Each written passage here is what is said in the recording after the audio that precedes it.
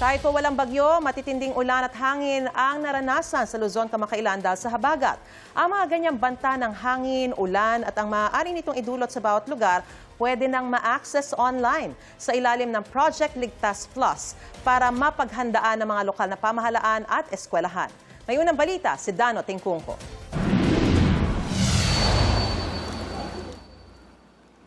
Tuwi na lang masungit ang panahon na lalagay sa alangan ng mga estudyante lalo kung nakapasok na sila bago masuspindi ang klase. Simple at automatiko ang face-to-face class suspension kung may signal number dahil sa bagyo. Pero pwede pa rin mag-suspend kahit mas mababa o kahit walang storm signal o kahit nga walang bagyo.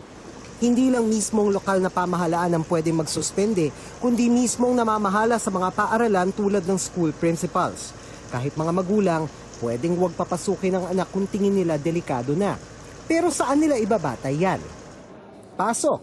Ligtas Plus Project na binuksan sa publiko, i-type lang sa inyong browser ang website URL na ligtas.cair.ph.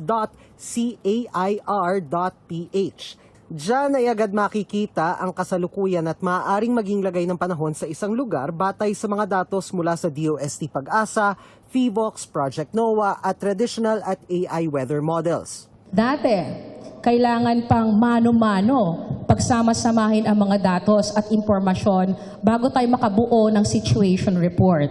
Ngayon, ilang click na lang, may draft report ng pwedeng i-review, pwedeng i-save at pwedeng i-share. Lahat ng local governments, pwede lang antabayanan yung datos dito. Bago mag 10 o'clock, pwede na silang mag-cancel.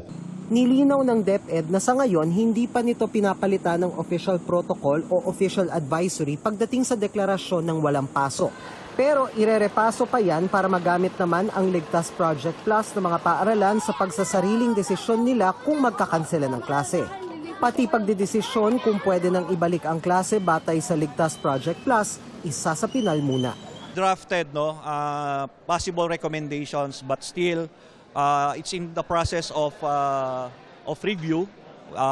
So subject, depende po yan kung executive order ba yan or memorandum circular. As much as possible, if decisions for suspension of classes can be granular, and at the same time kung yung resumption ng klase pwede rin maging granular.